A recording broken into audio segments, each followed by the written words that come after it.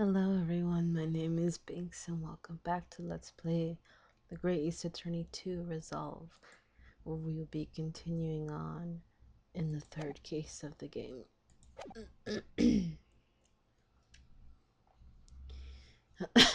Alright. All sorts of people visit my museum here.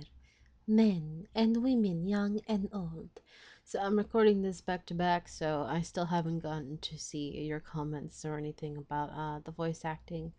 So I don't know yet if I'm going to change the voice, but like I said, I don't think I could do the French accent for her anyway. So for now, I'm just going to stick to it.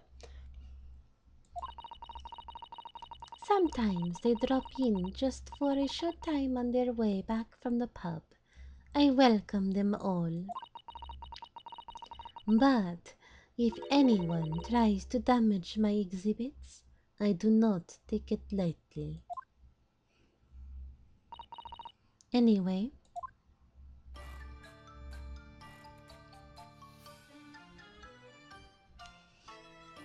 I like her music though. Your great deduction was even more enchanting than I had been led to believe. It was a hot mess and then we fixed it.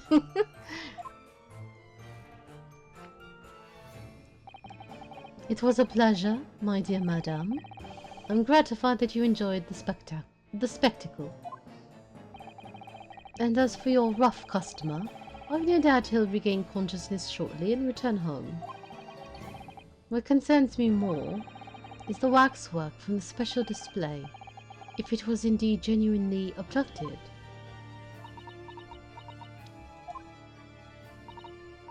Yes, tragically it was.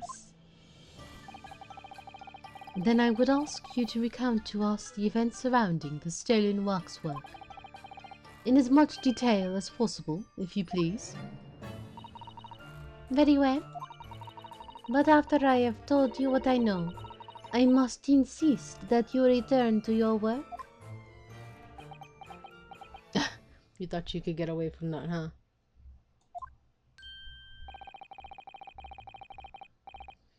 The talents of a great detective could be put to better use, I feel, but as you wish. Okay.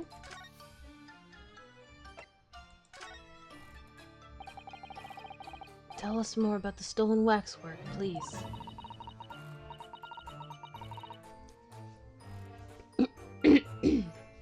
It was some days ago now, when I came in here one morning. I immediately noticed that the waxwork was missing from the special exhibit here. It is your most prominent display, so that's why the curtains were closed. And I found the ransom note in its place. The culprit must have broken in during the night and taken it then.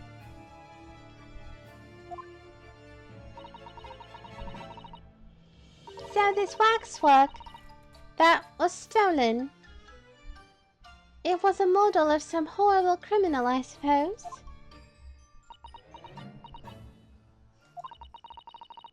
Of a particularly horrible criminal, in fact.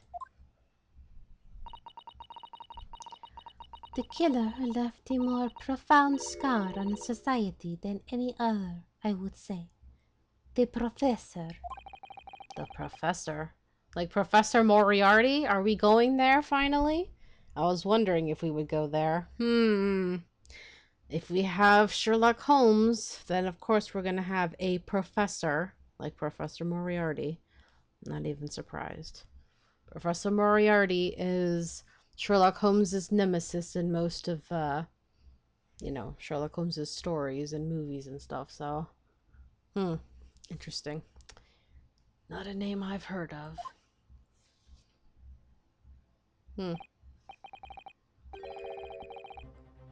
So, Mr. Naruhodo, it seems the circle is complete. Yeah, he seems to not be surprised. Sorry? The Professor case happened at around the time I was born, didn't it? Indeed it did, Iris. 10 years ago, a series of murders that rocked the capital. 10 years ago. Yes, at exactly the time that Baroque von Zieks graduated from university, in fact. Ah, connected to von Zieks' past, it seems. What? Surely he's not saying... So the big event that changed Mr. Beeper's life. So von Zieks is connected to Moriarty too, huh? Interesting. Ooh, we get some juicy lore. Ooh, never would have thought of von Zieks being connected to Moriarty. That makes sense, though. I could see that. Binks is intrigued. Okay. As you surmised, it was the Professor case. Binks is very excited at the thought of any Sherlock Holmes lore being twisted in here with Moriarty and Sherlock. And yes, yes, yes. Oh, okay. Calm down, Binks. Calm down. Okay. Who was this professor then? Alright.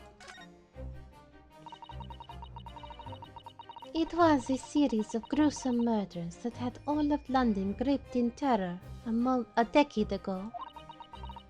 After 5 victims were killed, the man was arrested and put to death. Is he really dead though? Because I know Moriarty and he's not the type to go down that easy. And now he's immortalized here in marks for all Londoners to admire and enjoy. Though of course he happens to be absent at present on account of the abduction. How convenient. Sus. But I don't understand. How is all this related to Lord von Zieks? You must first understand, my dear fellow, why it is that the Professor earned such infamy. It was due to the victims he chose, some of Whitehall's finest. What do you mean, Shirley? Those murdered by the Professor were some of the highest members of the British aristocracy. Members of the nobility, even royalty. Which explains that collar with blood, right? It did look very fancy and expensive. It sent shockwaves through the country's administration. Members of the... wait, of course! What Professor Harebrained said. Lord von Zieks is from a family with noble blood. Oh gosh! It was the 5th victim that led to the Professor's arrest. The last of the killer's prey was a young noble by the name of Clint von Zieks.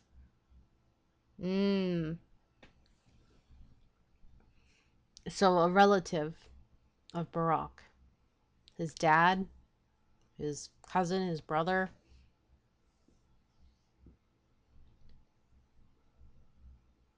So that would definitely explain the portrait in von Zieks' office and why von Zieks changed during the university. No, I don't believe it. Von Zieks?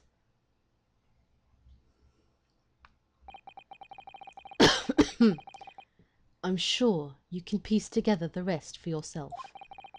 In the wake of his older brother's murder, the young Baroque pursued a career as a prosecutor, and eventually became the Reaper we know today. Yeah, sibling makes sense. A lot of siblings in this series, you know? Mia and Maya, Apollo and Trucy, even though they don't know it. Lana and Emma. Yeah. Miles and Francisca. Yep.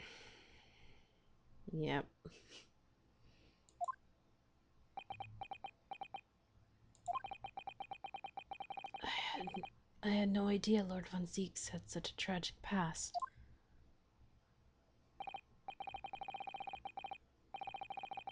Well, I'm afraid that's all I can say on the matter. For the time being, at least. Well,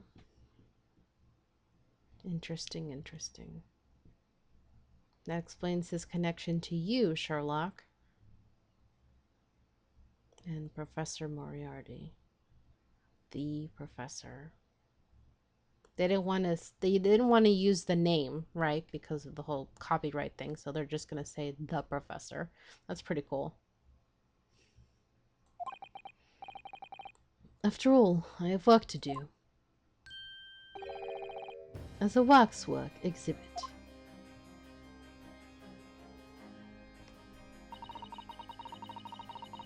I am afraid I shall have to excuse myself as well. Oh, yes, of course. It's been a pleasure. Thank you.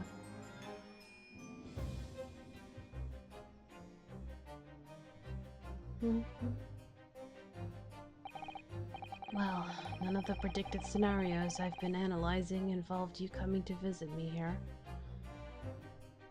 Wait, who's this? This is not... Who's this? None of the predicted scenarios I've been analyzing involved you coming to visit me here. Oh. It's been too long, it really has. I'm delighted to see you, Barack. Oh, interesting little scene to see them together. I was wondering if we'd ever see them interact. Kind of sad that their former colleagues kind of possibly could have been friends, you know, back in the day, and we know that he's going to be prosecuting him now. Oh. It's been 10 years, and here we are, meeting in a prison of all places. I can't forgive myself for what happened to Mr. Asmund. I just can't. I still can't believe it could happen. Tomorrow, the court will decide. Yes. I have a young Eastern man acting for my defense. He seems reliable enough, though. It was an accident, a terrible accident. He assures me he can prove it. I must warn you. Oh, I know. I heard already. You're going to be prosecuting, aren't you? So he already knows. Yeah.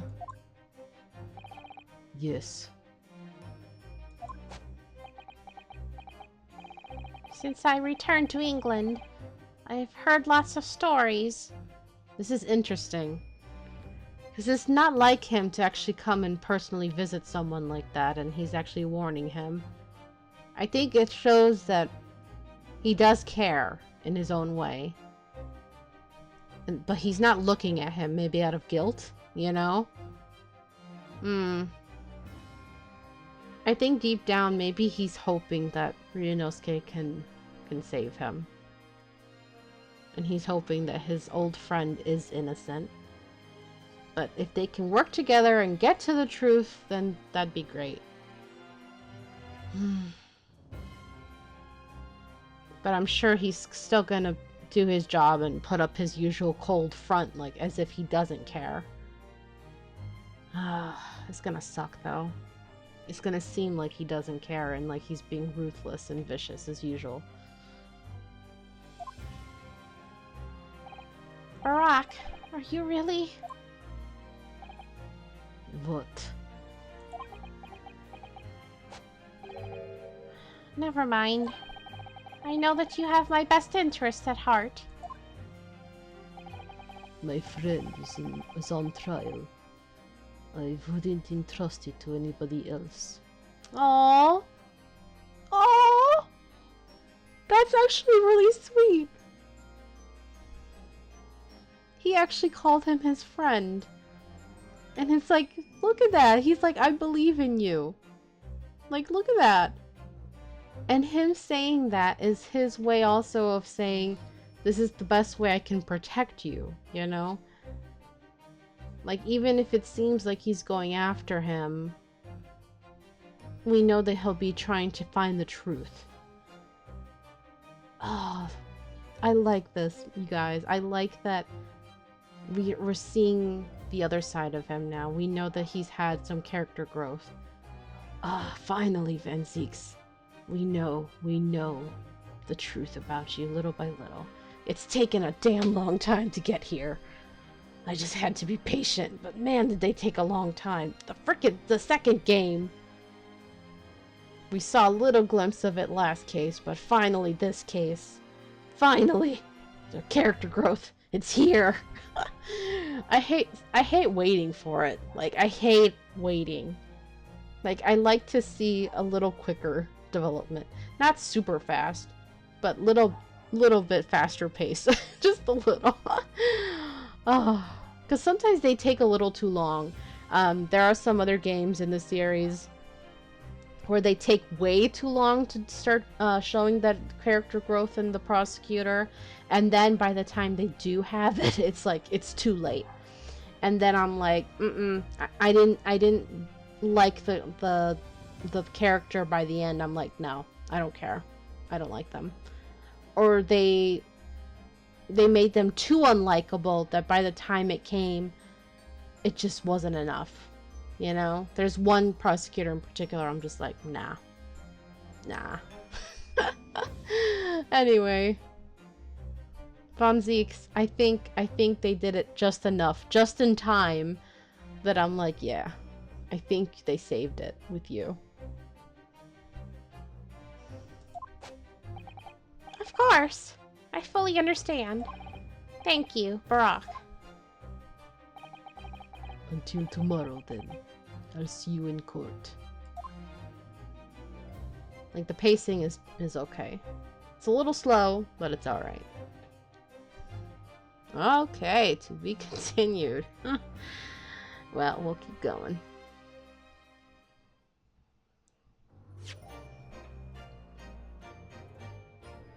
Sure.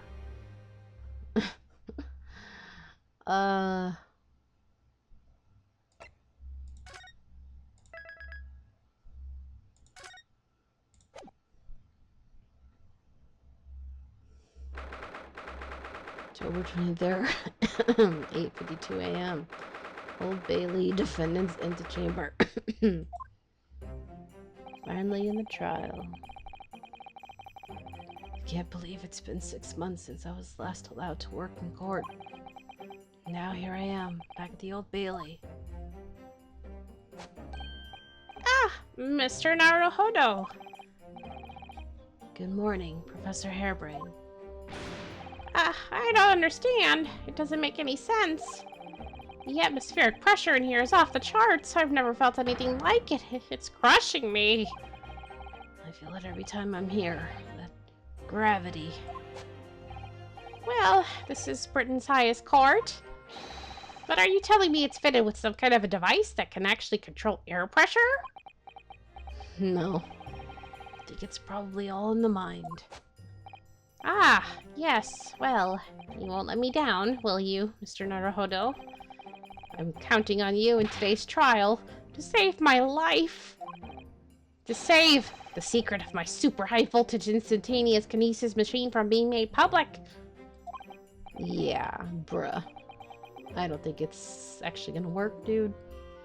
Yes, I understand. I know what I have to do. I have to establish that the explosion 2 days ago was nothing more than an unfortunate accident. Well, I'm sure there's nothing to worry. Nothing to worry about, really. Justice will prevail.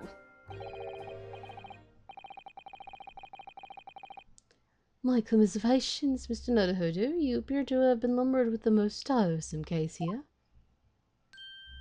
Thought so. Mr. Holmes, I didn't expect to see you here. That was very mean, Runo, leaving me alone at home with Shirley. It took me at least an hour to wake him. is it? Are you? Yeah, Sherlock Holmes! Indeed, sir. I am he. Sherlock Holmes. Oh, I've heard all about your exploits, even whilst living in Germany. Ah yes, Rand's magazine is on sale in Germany too. This month's installment was sublime. Your deduction in the adventure of Silver Blaze was wonderful. Ah yes, a memorable case indeed.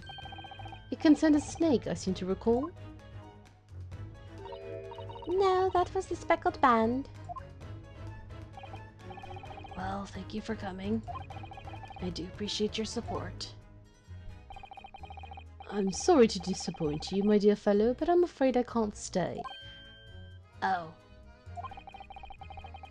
I have urgent business at Madame Tusspells. You mean your waxwork job? No, the waxwork abduction, of course. Madame has engaged my services. Ah, so you're trying to get to the bottom of that ransom note, are you? The week's wages depend on it, as does the safe return of the waxwork, naturally. As such, I intend to give it my undivided attention. And it actually might help us out, so get to it. Oh well, never mind then. I understand. Of course, with my skills of observation and reasoning, resolving the matter will be as easy as proverbial pie. Pie. I shall return forthwith. For until I solve the case, I shall have no money to afford a pie of any description. Ooh, then you must absolutely give it your full attention, Shirley. Quite, Iris, quite. But life is riddled with irony, you know? Whenever I give something my full attention, I have a quite insatiable desire for a pie. One of the universe's intractable mysteries, you might say. Oh yes, quite, definitely, absolutely. I totally understand. Is someone a little starstruck? I wish you the very best of luck, Professor Harebrain. Why, thank you.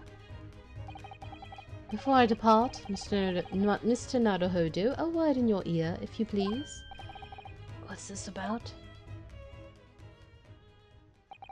As you have remarkably little grounding in science, I feel I ought to inform you.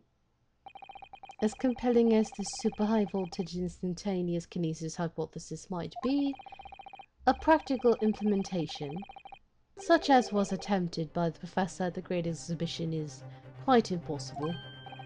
But the professor said the demonstration was a success. Yes, it would appear that he fervently believes it was. And he's, delusional. I've read Professor Bunnybrain's paper about it too, Runo, and I have to say, I'm sure it can't be done. It could barely be done theoretically, let alone practically.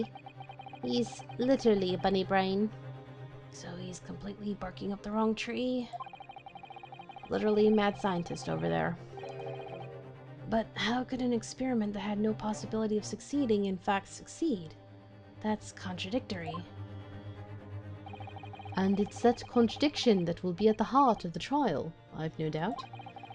What's that supposed to mean? Now, I must hurry along. I wish you the best of luck, my dear fellow. See you later, Shirley.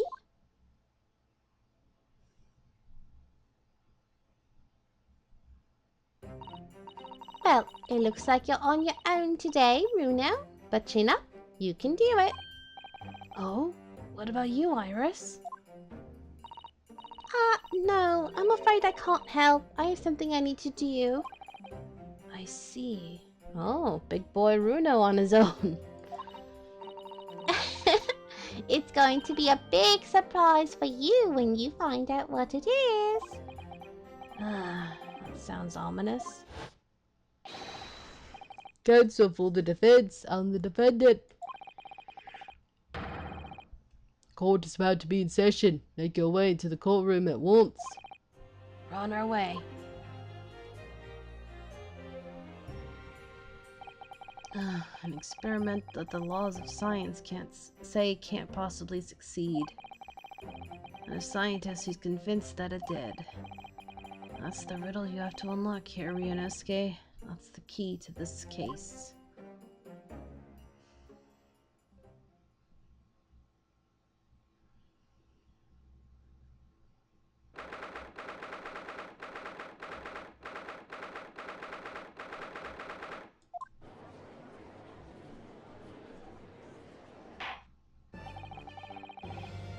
In the name of Her Majesty the Queen, I hereby declare this court to be in session. We are sitting today for the public trial, Professor Albert Harebrain. I now call upon the counsels for the prosecution and defense to declare their willingness to proceed. Oh, you're a full vampire today, aren't you? The prosecution is ready. The defense is ready, my lord. I'm 6 months out of practice, and what's more... Aww. I'm without Susato-san today. Aw, he feels lonely without her. Poor Ryunosuke. Ugh, is it just my imagination, or does the air in here feel even more oppressive than usual? So, I must say I recollect the victim of this case all too well, Mr. Odious Man. Mr. Osman was well known as a financier, though that was merely a front for his diverse criminal activities. It was only a month ago that the man appeared in court prosecuted by you, Lord von Zieks. But the jury unanimously found him not guilty. They were all bribed. Hopefully this jury has not been bribed in a bad way as well. But I guess that's why Von Zieks is here. And he knows that we are not bad either, so that's good. Because every member of the jury had been bribed by the sound of it. These powerful London criminals are prepared to go to extreme lengths to keep their freedom. But 2 days ago, on October 21st, Mr. Asman met his end. The work of the Reaper, was it?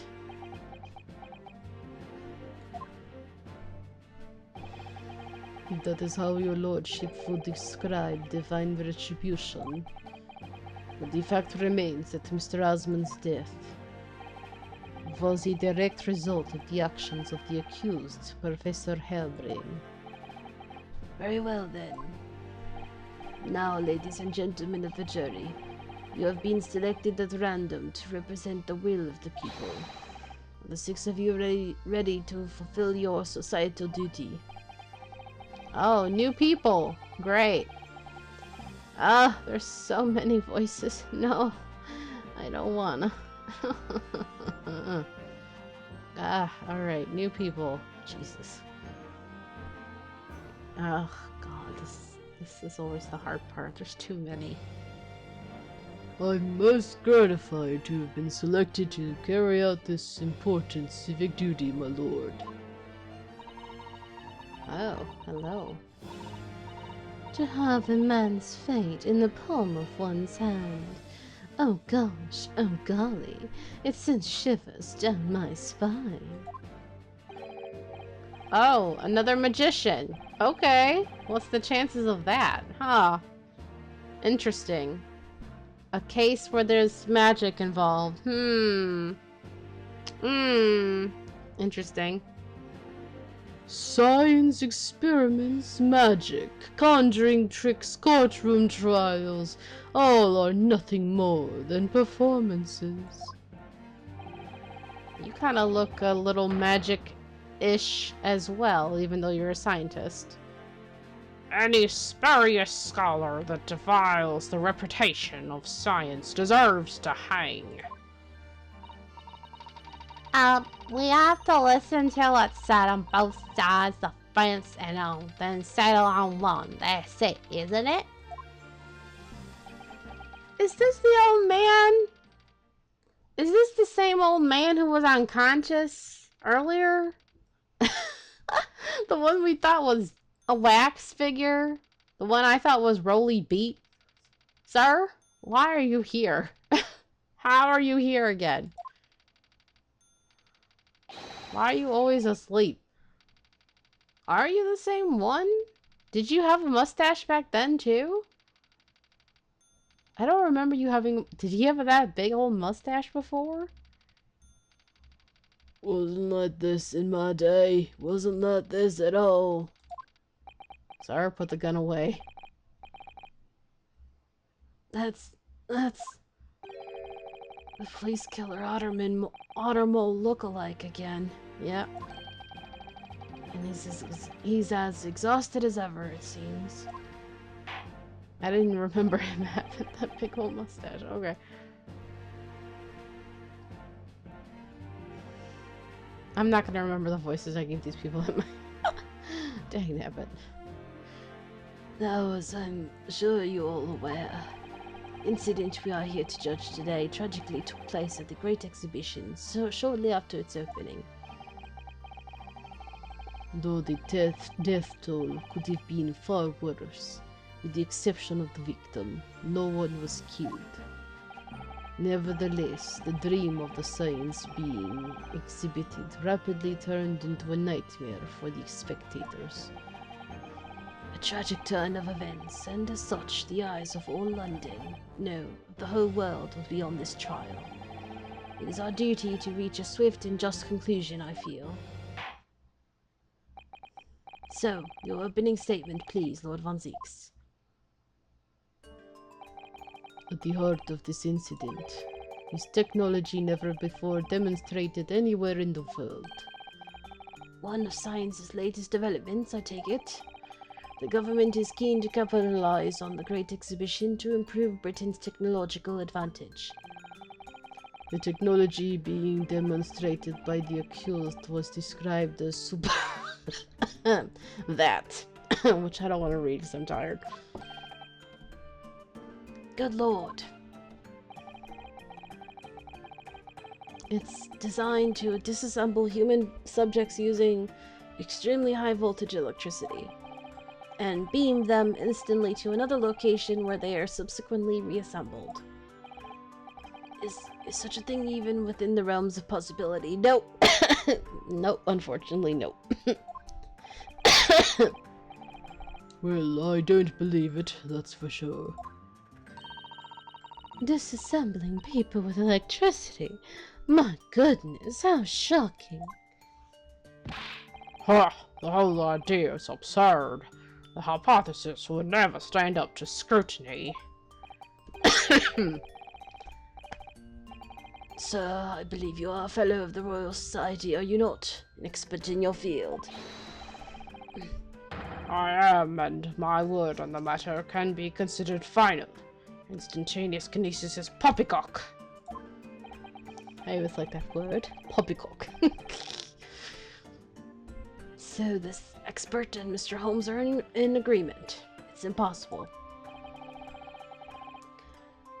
What is the prosecution's view on the matter? The prosecution would assert that the accused's instantaneous kinesis demonstration was a success. What? What rot! Order, order. The professor's hypothesis is currently under investigation by the British government. If it is deemed to have merit, a substantial research grant would be made available. The accused made use of the invention built on his new hypothesis to take Mr. Osmond's life, in order to be the sole benefactor of the grant. But... This disastrous demonstration was no accident. It was carefully designed from the outset to end the life of the victim.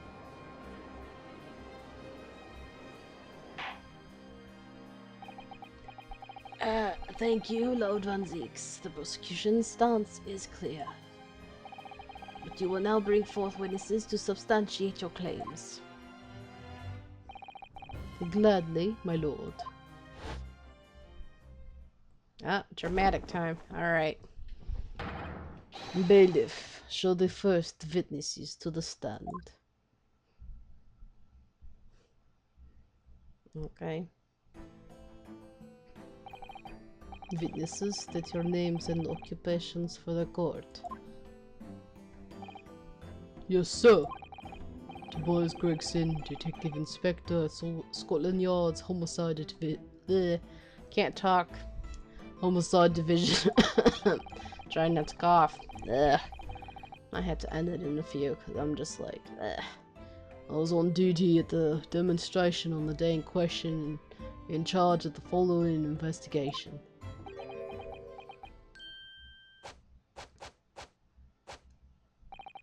Albert Harebrain, scientist. You were born in England but have been carrying out research in Germany in recent years, correct? Yes, that's right.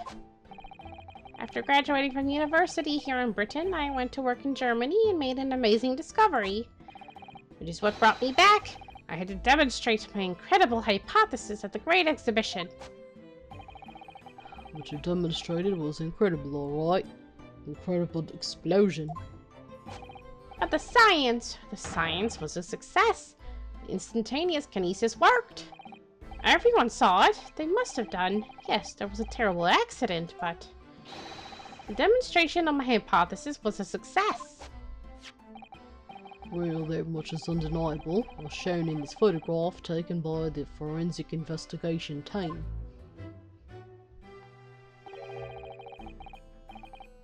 This was taken inside the Crystal Tower, I take it.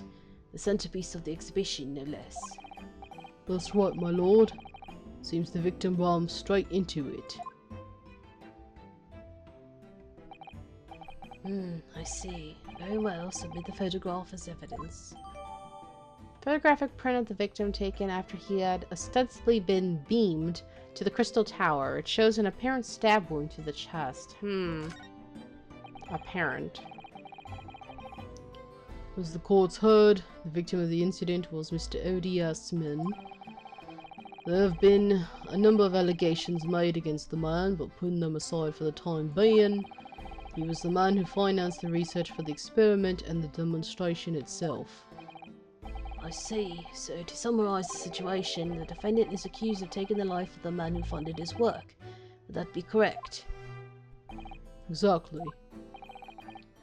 But couldn't it be that the explosion was caused by some malfunction in the apparatus used for the demonstration? That's right. That must be it. My splendid machine. My poor, splendid machine. You saw it yesterday, didn't you? We can't even examine the wreckage thanks to the Special Dispensation for Scientific Equipment Act. What? The wreckage? The wreckage? But that being the case, how can the facts be established? How can it possibly be determined whether this was an accident or a deliberate and malicious act? This all feels like a freaking big cover-up, honestly. Extremely simply, my lord. I beg your pardon? Isn't that right, witness? What? Sorry? Me? No, your neighbor. Yes, sir. It was murder, plain and simple. Anyone could state that with complete certainty. What? How can he possibly think that? Thank you, Inspector. I think we had better proceed to formal testimony. You will explain to the court on what grounds you claim this experiment to have been a front for murder.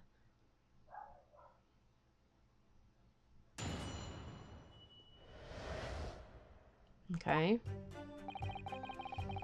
The corpse that went crashing through the Crystal Tower had a broken neck. I made a minor miscalculation in the angle of the beam projection, that's all. That was my mistake. But the post-mortem examination revealed another injury, a fatal wound.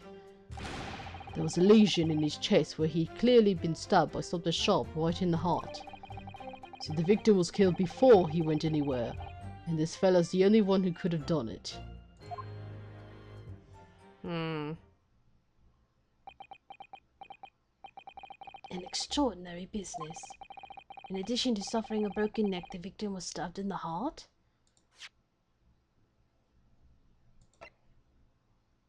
Newspaper. Piece of green cloth. Canvas-like material back with rubber. Experimental stage. Scorch marks.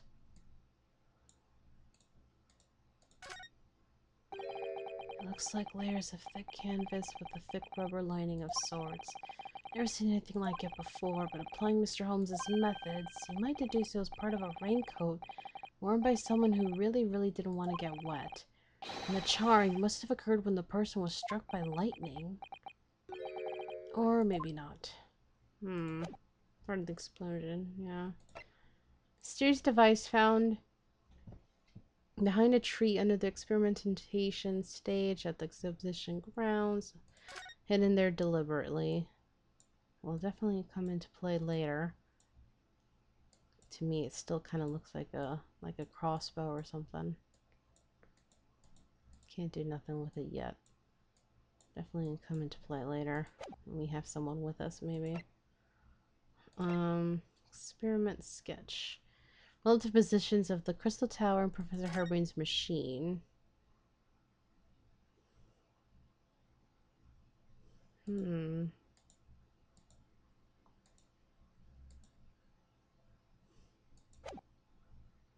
Interesting.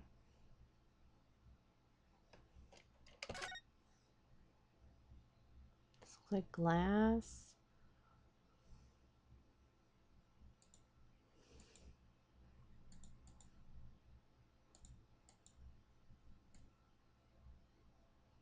Cut in his face, maybe?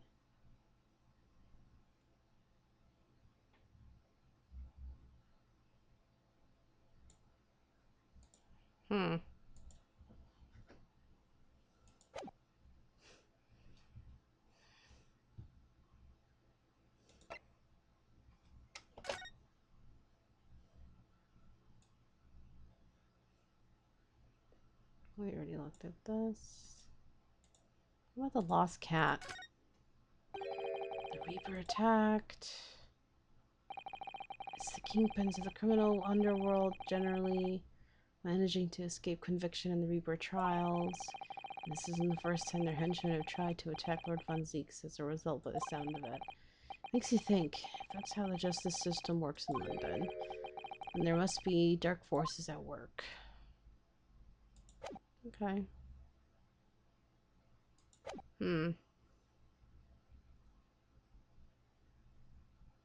Broken neck, stabbed in the heart. Information I would really like to have heard from someone other than the judge. The coroner says death would have been all but instant from a wound like that. You could say, in fact, that the victim was killed twice by the accused. No, no, and no. That couldn't be further from the truth. Oh, here it is. I have here the... No, wrong voice, sorry. I have here the experiment plan document that was submitted to the security team. Okay. The victim stood himself inside something called the birdcage, ready to be beamed instantly to the second level of the Crystal Tower, about 25 yards away. The experiment did not go according to plan, however.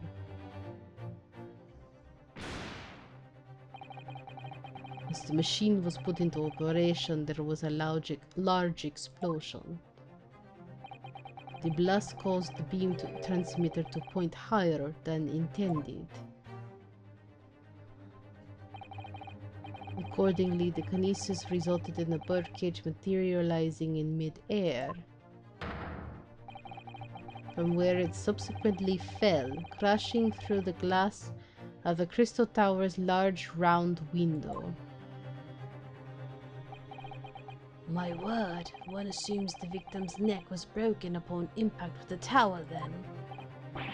I'm so sorry. I didn't mean for this to happen. The machine was just too powerful.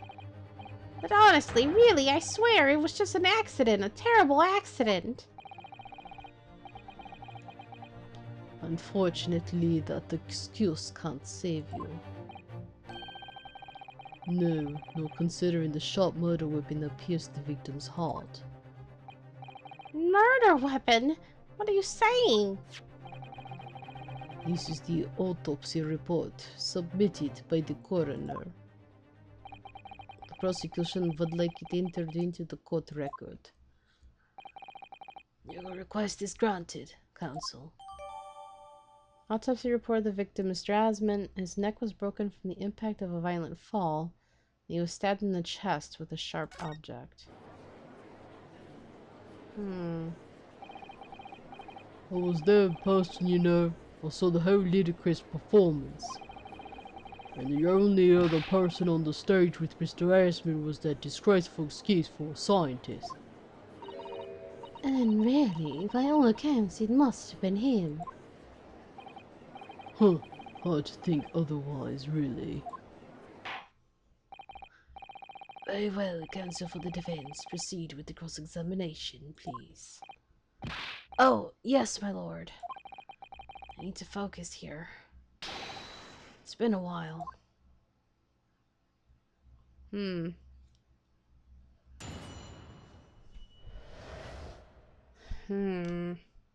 Should I end it here, though? Because, like... my throat. And I'm also like, dang. No, because I have it in my mind already, so let me just do this really quick.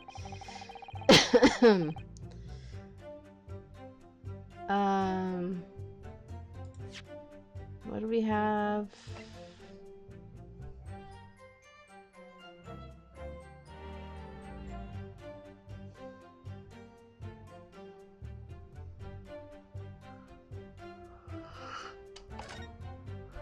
ODS man. Hemorrhage of a wound to the chest that pierced the heart, inflicted by a sharp implement. Broken vertebra. Sorry, sharp fall. Shoot. I don't know yet. Crystal tower, broken neck. I made a minor miscalculation.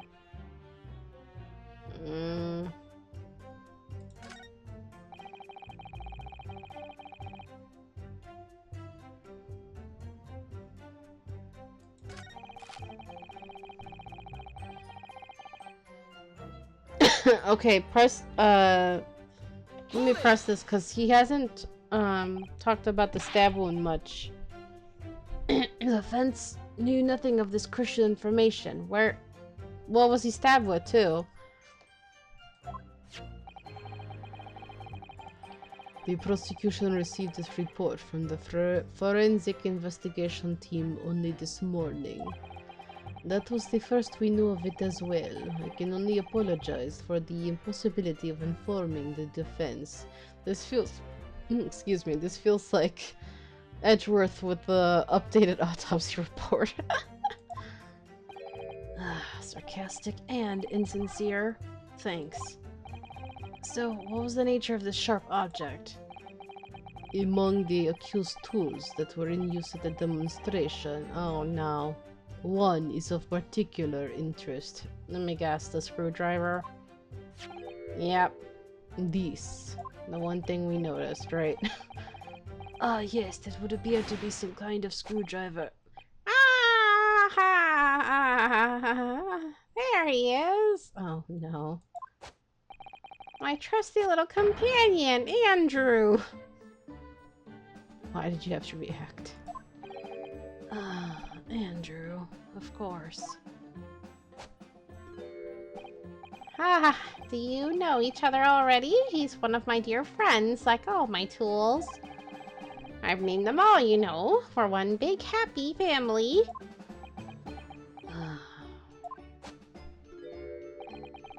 Andrew's my flathead screwdriver, of course. His brother Michael is a crosshead. Well, it would appear that your beloved Andrew has a red stain on his shank. That isn't...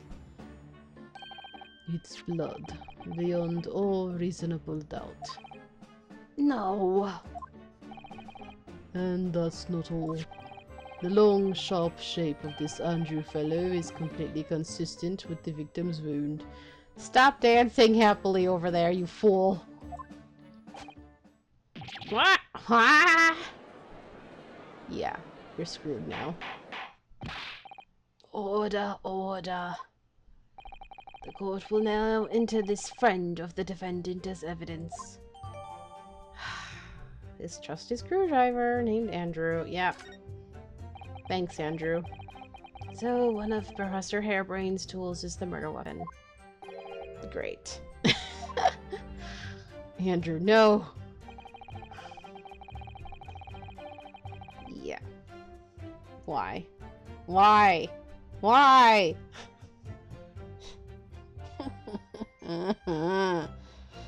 Why? Oh, I don't wanna. Why? Are you the only one who could have done it because he's the only one up there? Is that what you're gonna say? What grounds do you have for saying that? Huh? Do you really need to ask? There were the only two people on that public experimentation stage in front of the whole crowd. Yeah, I knew you were gonna say that. The victim, Mr. Odious Man, and the accused, Professor Hairbrain. As we know for certain that before the experiment, the victim was alive. That's right, I saw him with my own eyes. I don't even remember the voice I gave you. God dang it, Pinks. Furthermore, following the explosion and kinesis, nobody went anywhere near the body. In other words, only someone else on stage with the victim could possibly have done it. What are you doing? What are you doing? Excuse me. Sir. Professor Hairbrain, do you have some information that may be relevant here? What are you doing? Professor.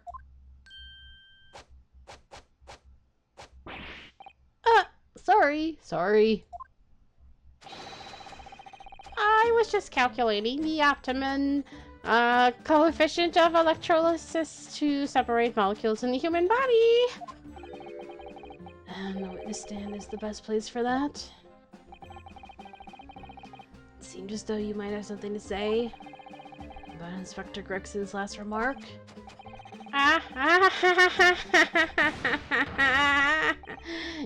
Yes, that's right, of course. He just said that nobody else could have done it, didn't he? Yeah, that's right. Who else could have stopped the victim, huh? I don't know, but there's no way that I could possibly have stabbed Mr. Asmund, as you say. Huh? Explain, please, Professor. Of course, this cold-hearted policeman may not be aware, I suppose. But humans are warm-blooded mammals with blood running continuously through their veins. I had heard. Then surely, you see, if I'd plunged something the size of Andrew into the man's chest, the whole stage would have been a bloodbath, no, a blood swimming pool. You have a point. There would have been a lot of blood all over. And your white coat would have had blood on it, yeah. But thousands of Londoners were watching me at the time. And yet not one of them claims to have seen a swimming pool of blood. Well, no, I suppose not. You see? Not one. True. I didn't see anything like that. Well done, Professor. That was a great counter-argument.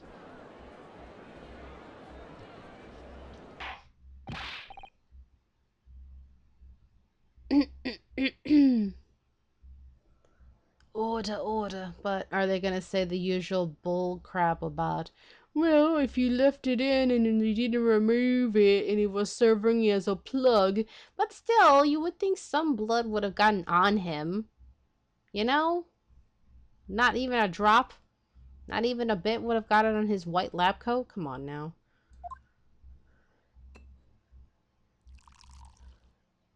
Not even a little bit.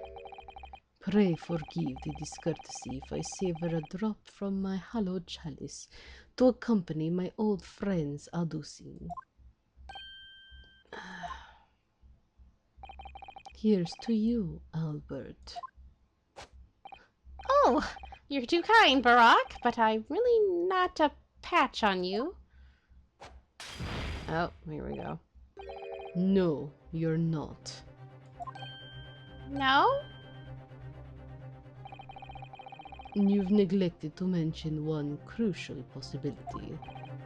I have?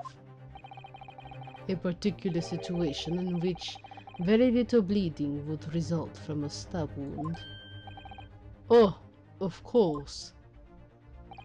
Inspector, enlighten the court, please. Yes, sir. Where are they going with this? Very well, you will amend your formal testimony now, Inspector Gregson.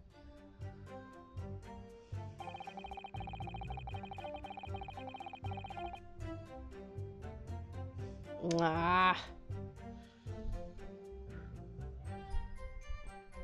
The weapon the victim was stabbed with must have been left in his body whilst he was beamed through the air. Yeah, I knew they were going to do that. Hold it! Why would you think that, Inspector? The only wound is only when you pull the weapon out that profuse bleeding occurs.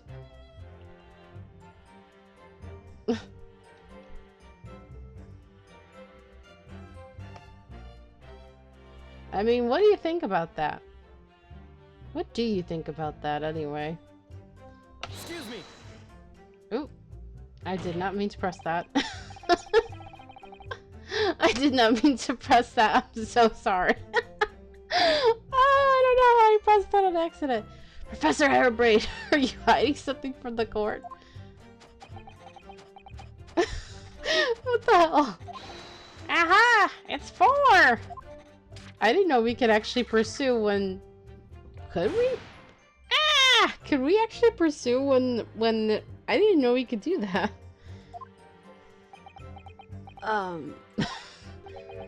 What was that? I was calculating the neutralization coefficient of electrical charge required for electrolysis of a human subject. I have to keep the result a secret at all costs, you see. That's why I ate the paper I did my working on. But now I've completely forgotten the number. Dear me, I am a scatterbrain sometimes. Well, moments before you ate the paper, you did yell out the number 4. No! You know it? You know my secret coefficient? Oh dear, oh no, this is bad, oh my goodness. Perhaps you could just focus on the testimony. Okay, I did not mean to do that. Anyway.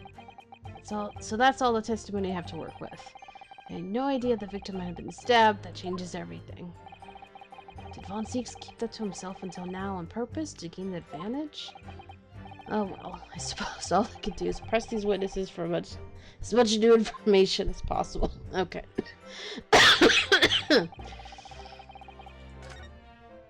Okay. Where was I? The last one, right?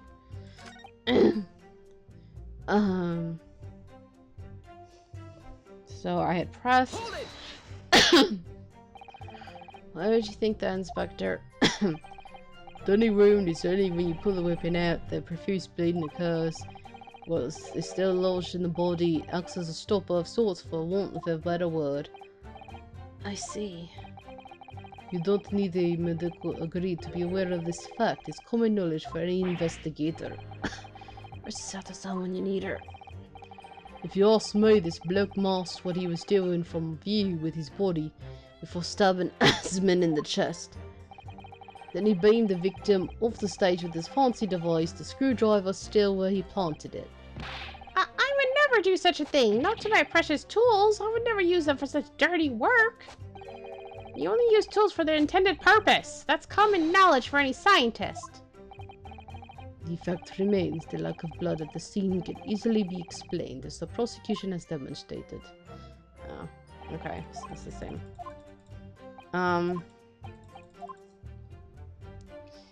What can I present on that last statement then?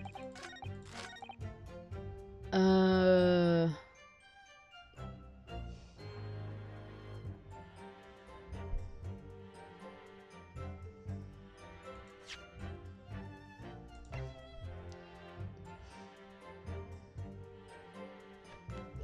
haven't looked at this yet, have I?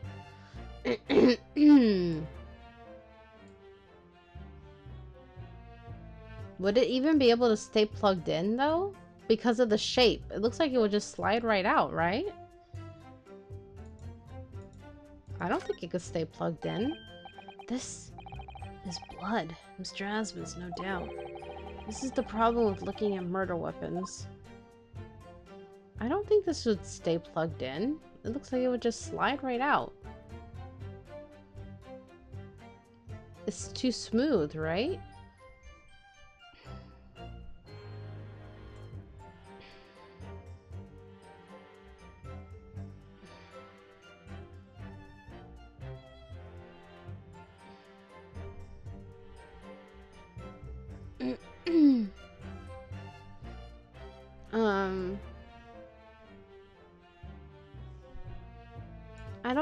I don't think that makes sense, what he's saying.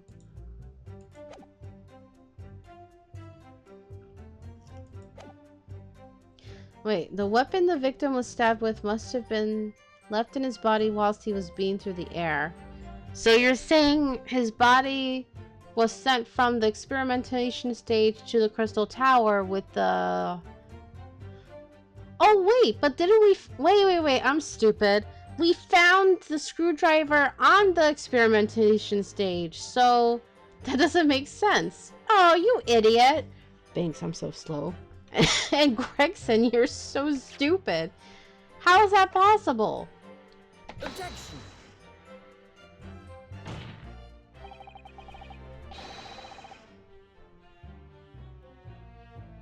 Wait, why is that not working?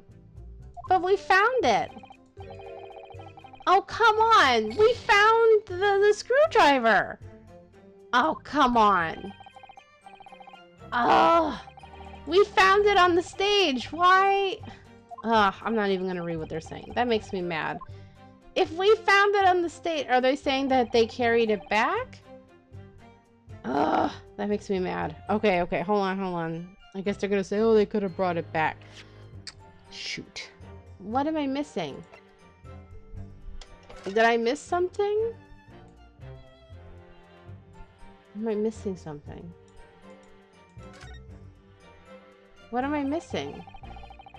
I've seen this unusually shaped handle before. It's the same screwdriver that was lodged in the grill on the floor of the kinesis machine. Yes. Which could be important information, so I should definitely make a note of it. Oh, did I really? Really? Oh, come on! Are you kidding me? That's what I had to do?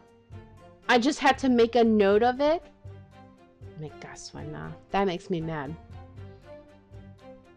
That I had to make a note of it.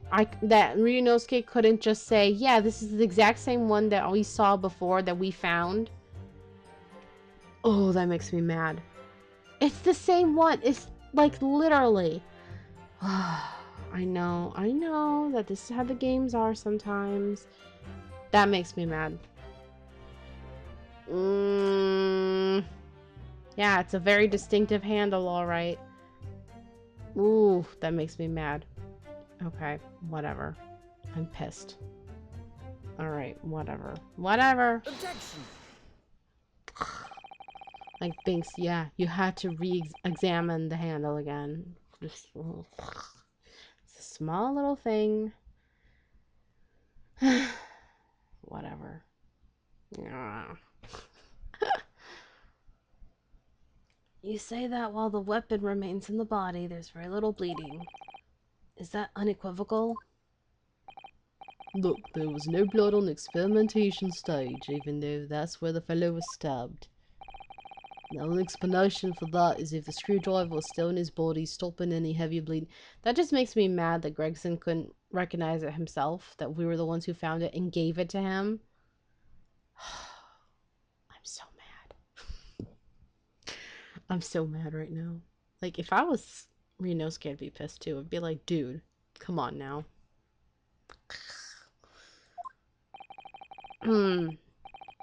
It's common medical knowledge, my Lord Fred. Excuse me, even on your side of the world. Yes, but about the screwdriver. Thing is, we actually saw it at the scene ourselves, on the experimentation stage. What? It was on the floor by the wreckage of the machine, poking through a metal grill. I went to pick it up, but the detective here stopped me. Isn't that right, Inspector Gregson, you fucking idiot? Oh, well, now you come to mention it, yes. Inspector, are we to understand that you permitted the defense counsel to investigate? That you contravened the Special Dispensation for Scientific Equipment Act? No, not at all. I wouldn't do that. I just let him look, nothing more. I was very clear he wasn't to touch a thing. Yes, that's true. The screwdriver was in plain sight on the stage.